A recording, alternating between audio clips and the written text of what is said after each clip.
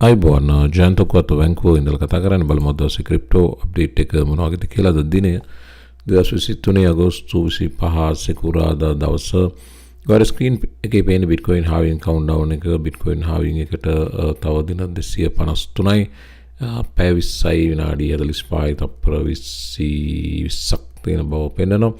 ඉතින් Bitcoin halving එක සම්බන්ධයෙන් විශේෂ අවධානයක් මේ වෙනකොට යොමු වෙනවා. තව මාස 8ක වගේ කාලයක් තියෙන නිසා halving එකට මාස 8යි සති 2ක විතර කාලයක් තියෙන නිසා සාමාන්‍යයෙන් halving එක පැත්තට price එකේ appreciation එකක් සාමාන්‍යයෙන් සිදු විය යුතුයි.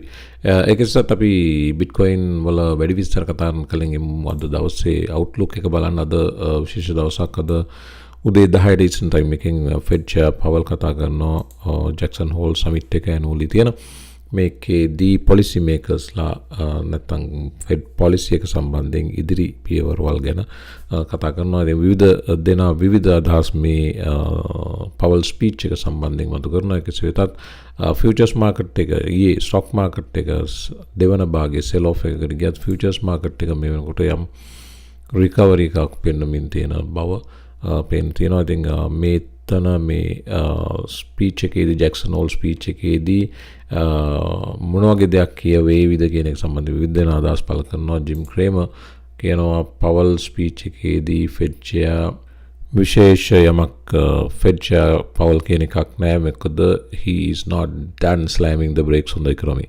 එයා තාමත් inflation control කරන වැඩේ තාමත් අවසන් කරන්නේ නැති නිසා විශේෂ යමක් කියවෙන එකක් නෑ. අතරමැද්දේ හෙටත් නැති මෙහෙටත් නැති තැනක ඉඳීවි කියන එක තමයි ක්‍රේමර්ගේ මතය.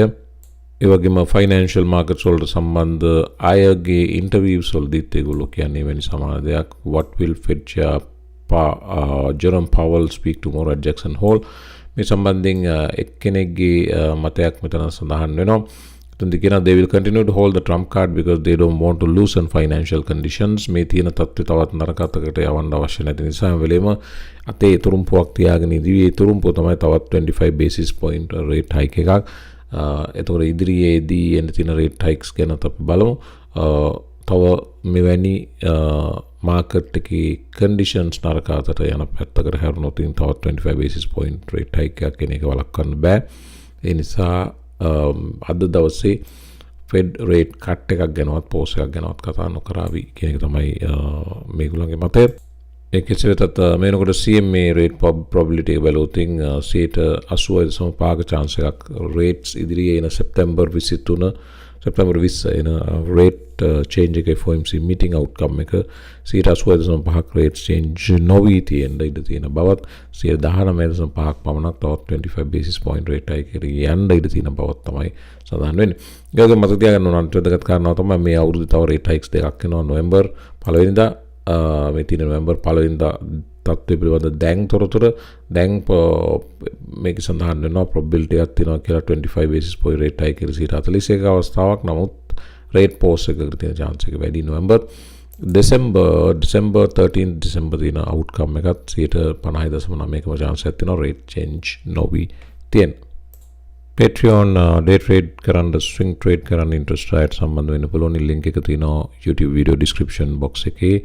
එම link එක පමණක්ම භාවිතා කරන්න Patreon එකට join වෙනවා නම් මේ තියෙන අපි ගත්ත trade සම්බන්ධ ගුණ අගුණ විවේචන සියල්ල කතා කරන videos මේ තියෙන්නේ trade review video එකක්. මෙවැනි videos වලින් ඊට පස්සේ අපි දැනුම බෙදනවා trade ගන්නවා වගේම දැනුම share කර ගන්නවා techniques ගැන කතා කරනවා. ඉතින් swing trade වගේම day trades සම්බන්ධයෙන් interested නම් වලට සම්බන්ධ වෙන්න පුළුවන්. swing trade interested නම් tier 2 එකට සම්බන්ධ වෙන්න හෝ ඉහළ tier එකකට සම්බන්ධ වෙන්න. day trade වලට සම්බන්ධ වෙන්න අවශ්‍ය නම් විතරක් පහළම tier එකට සම්බන්ධ වෙන්න පුළුවන්. අද Powell speech එක නිසා දෝ මේ වෙනකොට market එක down.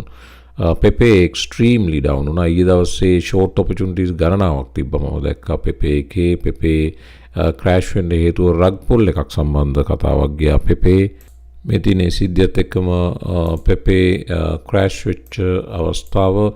ඉතින් Pepe crash වෙන්න හේතුව බලනවා නම් මේක තමයි තොරතුර breaking news එකක් විදිහට එළියට ආවේ. Suspicious changes allegedly made to Pepe smart contract.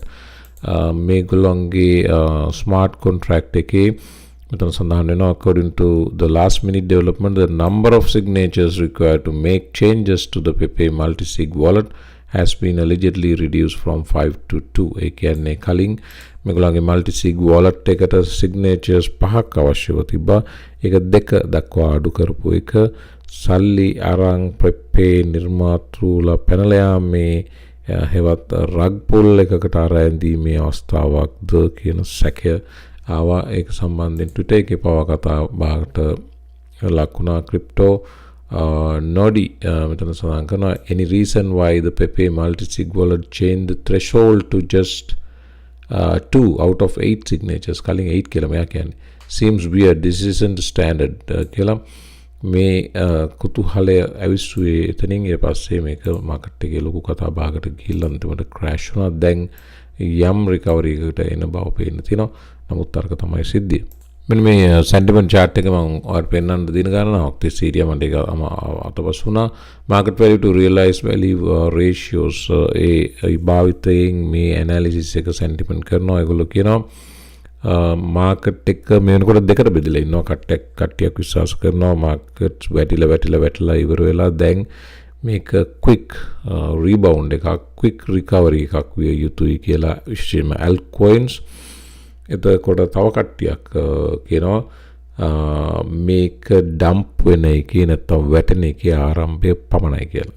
right ඒ කෙසේ වෙතත් මේ charts අනුව මේ chart එක අනුව මේ table එක දාලා තියෙන එක අනුව sentiment කියනවා කවුරු මොනවා කිව්වත් මේ වෙනකොට market එක mathematically බැලුවොත් historical opportunity zone එකකට සියලු altcoins මේ වෙනකොට reach කරලා තියෙන බව. කියන්නේ historical බලපුවම මේ වෙනකොට වැටිලා හොඳ dip buy හොඳ value zone එකකට සියලු altcoins ඇවිත් තියෙන බව තමයි මෙතන සඳහන් වෙන්නේ.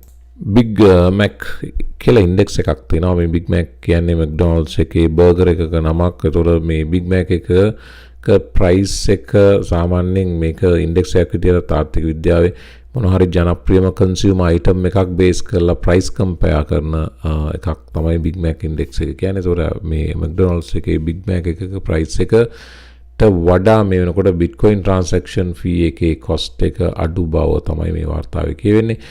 මේ තියෙන්නේ Bitcoin average transaction fee historical chart එක මේ වෙනකොට less than $5 වල operate වෙන බව මේකේ කියවෙනවා. මේ Big Mac කතාව කියනකොට මම මෙන්න මේ chart එක පෙන්නන්නම්. මේකෙන් පෙන්නන්නේ බ්‍රිතාන්‍යයේ Big Mac එකක price එක පවුන් 4.79යි ඇමරිකාවේ 5.58 වෙනකොට එතකොට මේක අනුවත් පවුමක වැලියු එක ඩොලර් එකට සාපේක්ෂව ගන්න පුළුවන් මේ Big Mac calculation එකෙන්. ඒ අනුව බලපුවම පවුමක නැත්නම් ඩොලර් එකක වැලියු එක පවුමෙන් බලපුවම 7.75යි. මේක ඇවිල්ලා based on a Big Mac calculation එක අනුව බලපුවම 7.75යි. actual bank exchange rate එක බලපුවම 7.78යි. එතකොට මේ දෙන්න අතර difference එක බලපුවම පේනවා British පවුමක් 3.4කින් undervalued කියලා. මේ calculation එක කරන්නේ අර Big Mac එක අනුව. මේක මම ඔයාලට තේරුණාද නැත්නම් දන්නේ නැහැ. කෙසේ වෙතත් මතක තියාගන්න මේ නෝඩ Bitcoin transaction fee එක Big Mac එකක price එක 5.58 වෙනකොට Bitcoin transaction එක cost එක less than $5. ඉතින් මේ less than $5 කියන එක ඇමරිකාව කැනඩාවට ලොකු දෙයක් නොවුනට හැබැයි එල් සල්වදෝරේ කතාව අනිත් පැත්තට ඊට වැඩි වෙනස්. Lightning network එක නැතුව Bitcoin network එකේ transaction එකක් කරනවා නම් $5 කියන්නේ ඒගොල්ලෝ කියනවා මේක elites ලට විතරක් සල්ලිකාරයන්ට විතරක් කරන්න transaction කරන්න පුළුවන් network එකක් කියලා Bitcoin. ඒක සාපේක්ෂයි රටවල් වලට. නමුත් Lightning network එක නිසා අඩු මුදලකට transaction කර ගැනීමේ හැකියාවකුත් තියෙන බවත් මතක තියාගන්න. Sam Bankman-Fried ගැන තොරතුරක් තියෙනවා. ඒකත් බලාගෙන ඊළඟ වීඩියෝ එකේ යමු. Sam Bankman-ගේ lawyers-ලා චෝදනා කරන උසාවියට දැනුම් දුන්න Sam Bankman-Fried එයා වේගන්. එතකොට මෙයාට අවශ්‍ය කෑම උසාවියේ ලැබෙන්නේ නැහැ. Sam Bankman-Friedට ලැබෙන්නේ මස් සහිත ආහාර Sam Bankman-Fried කන්නේ. ඒ නිසා යා පාන් කෑල්ලක් සහ වතුර ටිකකට පමණක් සීමා වෙලා ඉන්න බව මේ සම්බන්ධයෙන් සාධාරණයක් කරන ලෙස ඉල්ලීමක් කළා තියෙනවා. ඉතින් එන්න අනිත් වීඩියෝ එකට තොරතුරු බලමු.